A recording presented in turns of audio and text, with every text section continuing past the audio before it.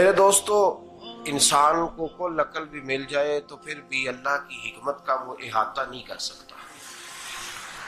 رب کریم کو زیادہ پتہ ہے کہ ہمارے لیے کون سی چیز بہتر ہے اور کون سی چیز ہمارے لیے نقصان کا باعث ہے۔ اللہ تبارک و تعالی کی حکمت یہ چاہتی ہے کہ میرے بندے پریشان نہ ہوں۔ رب یہ چاہتا ہے کہ میرے بندے کسی جگہ پہ بھی دقت اور پریشانی کا شکار نہ ہو، تو اللہ تبارک و تعالی نے راہ اعتدال اختیار کرنے کا حکم ارشاد فرمایا کہ تم اعتدال کے رستوں پہ چلو، معتدل زندگی گزارو، افراط و تفریط سے بچو۔ آج جس معاشرے میں ہم وقت گزار رہے ہیں، اس معاشرے میں ہم اس بات کو سمجھنے سے قاصر ہیں کہ اصل ہمارا مسئلہ کیا ہے۔ ہمارا اصل جو مسئلہ ہے اس کی شناخت ہمیں کیسے ہوگی اور ہم پھر اس تک رسائی کس انداز میں حاصل کر پائیں۔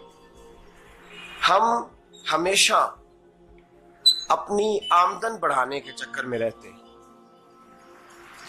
ایک کام اور شروع کر لیں، پارٹ ٹائم جاب شروع کر لیں، کوئی سائیڈ بزنس اس کا آغاز کر لیں۔ ہماری جو دوڑ لگی ہوئی ہے وہ لگی ہے کام بڑھانے میں، آمدن بڑھانے میں، حالانکہ اسلام ہمیں یہ کہتا ہے کہ تو آمدن بڑھانے کے چکر میں نہ پڑ، اصل بات یہ ہے کہ تو اپنے خرچے کنٹرول کر۔ تنگ انسان وہ نہیں ہوتا جس کی آمدن تھوڑی ہوتی ہے، یہ توجہ کیجیے گا میری بات، یہ قیمتی بات ہے اور گفتگو ساری کا لب لباب ہے۔ تنگ بندہ وہ نہیں ہوتا جس کی آمدن تھوڑی ہوتی ہے، اصل پریشان وہ ہوتا ہے جس کے خرچے زیادہ ہوتے ہیں۔ اور ہمارا جو روزمرہ کا نقصان ہو رہا ہے نا، وہ آمدن کے معاملات میں نہیں ہو رہا۔ بنیادی نقص جو واقعہ ہو رہا ہے وہ یہ ہے کہ ہمارے اخراجات زیادہ ہیں، اور وہ اخراجات کسی اور نے نہیں بڑھائے، وہ خرچے ہم نے خود بڑھا لیے ہیں اور اب ہمیں اس کا نقصان بھگتنا پڑ رہا ہے۔ اور اگر آپ صحیح معنوں میں ٹٹولیں تو جو بہت امیر لوگ ہیں وہ تو ان خرچوں سے بچ گئے۔ میں نے بہت سارے ایسے ختمات میں شرکت کی ہے، میں بہت ساری ایسی جگہوں پہ گیا ہوں کہ جہاں لوگوں نے بڑا مختصر سا ختم دلایا ہے تو ہو گیا ہے ختم۔ ختم کے معاملے میں کب کسی نے پابندی لگائی ہے کہ اس میں 200 آدمی شریک ہوگا تو تب یہ سال ثواب صحیح ہو سکے گا؟ کون کہتا ہے؟ یا شادی کے موقع پر اگر سارے بہن بھائیوں کو نہ بلایا گیا تو میری شادی پایہ تکمیل تک نہیں پہنچے گی، اس میں برکت نہیں ہوگی، یہ کس نے فتویٰ دیا ہے؟ معتدل زندگی کا اسلام حکم دیتا ہے۔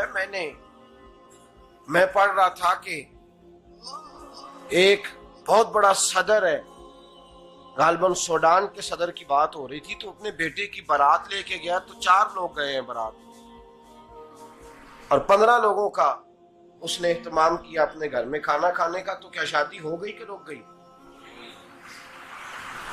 تو بھائی راگ الاپنا اس بات کا کہ بڑی پریشانی ہے، کوئی سائیڈ بزنس شروع کیا جائے فلان جگہ فلان جگہ فلان جگہ، تو اصل معاملہ یہ ہے کہ پہلے ایک بندہ کماتا ہے تو پھر بھی گھر ہی چلتا ہے، پھر بڑا بیٹا ساتھ شامل ہوتا ہے تو پھر بھی گھر ہی چلتا ہے، پھر منجلا بیٹا شامل ہوتا ہے تو پھر بھی گھر ہی چلتا ہے۔ جو رونا دادا جی رویا کرتے تھے کہ بڑی مصیبت ہے، بڑی مشکل ہے، گاؤں میں رہ اکیلے ہوتے تھے اور وہ 5 بچوں کو اور 4 بچیوں کو وہ پالتے تھے، تو جو وہاں پریشانی تھی وہی آج پریشانی شہر میں آ کر پڑھ لکھ کر موٹی تنخواہ لے کر وہی پریشانی ہمیں ہے۔ تو میں جس نتیجے پہ پہنچا ہوں اس کو پڑھ کے، قرآن مجید کی چند آیات کو دیکھ کر اور اس مفہوم کی جو حدیثیں کتب احادیث میں پائی جاتی ہیں اور ہمارے بزرگوں نے ہمیں جو مزاج اس حوالے سے دیا ہے، میں اس نتیجے پہ پہنچا ہوں کہ مسئلہ آمدن کا نہیں، مسئلہ خرچے کا ہے۔ ہمارے خرچے بنیادی طور پر زیادہ، اور اگر پھر ہم زیادہ بوجھ خواتین پہ ڈالتے ہیں کہ وہ مطالبے زیادہ کرتی ہیں، اور اگر آپ مجھ سے پوچھیں تو خواتین کی بھی اگر کسی جگہ کوئی عادت خراب ہوتی ہے تو اس میں اصل کردار اس کا ہوتا ہے جو وہ عادت خراب تو کیوں اپنے گلے سے اتار کے آپ کسی کے گلے میں بات ڈالنے کے چکر میں ہیں؟ وہ خواتین کی طبیعت نہیں ایسی ہے. اصل بات یہ ہے کہ ہم نے عادت ڈالی ہے، ہم نے یہ مزاج ان کو دیا تو ان کا بنا ہے، نہ کیسے بن سکتا. تو اعتدال جب تک زندگی میں نہیں ہوتا، پانی پیاس بجھاتا ہے لیکن ایک گلاس ہی ہو تو پیاس بجھاتا ہے، بالٹی کو منہ کو لگائے گا تو کپڑے بھگو دے گا اس کے. حالانکہ پانی بری چیز کا نام نعمت ہے نا بہت بڑی اللہ کی، لیکن پیالے میں ہی اچھا لگتا ہے. کوئی مٹکا منہ کو لگائے گا تو تانگ ہوگا، پیالہ ہی بہتر ہے اس کے لیے. تو میرے دوست، مٹکے سے بھی بعض اوقات کام چل جاتا ہے، لیکن اگر کوئی کہے نہیں مجھے دریا ہی چاہیے تو اس کا تو گھر بہ جائے گا، سارا گھر بہ جائے گا اس کا. ہمیں دریا قابو کرنے کا موڈ بنایا ہوا ہے تو اس سے گھر بہا کرتے ہیں، اس سے گھر بنا نہیں کرتے. گھر پیالے سے پانی پینے سے بنتا ہے. اگر تو دریا پہ قبضہ کرنے کا موڈ بنائے گا تو گھر بنے گا نہیں، گھر بہ جائے گا. آگ نہ ہو تو کھانا پک نہیں سکتا، لیکن ہلکی آنچ سے کھانا پکتا ہے. اور اگر آنچ تیز کر دی جائے تو جی قرینے قیاس بات کر رہا ہوں، میں عقل سے ماورا نہیں کر رہا. قرینے قیاس سمجھانے کے لیے مثالیں دے رہا ہوں. ہلکی آنچ پہ کھانا پک جاتا ہے اور آگ تیز ہو تو کھانا جل جاتا ہے.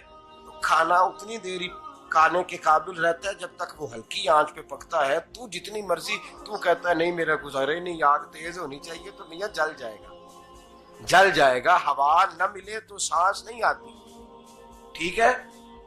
آکسیجن نہ ہو تو سانس، ہوا نہ چلے تو گزارا نہیں ہوتا. لیکن اگر تیز چلے نا،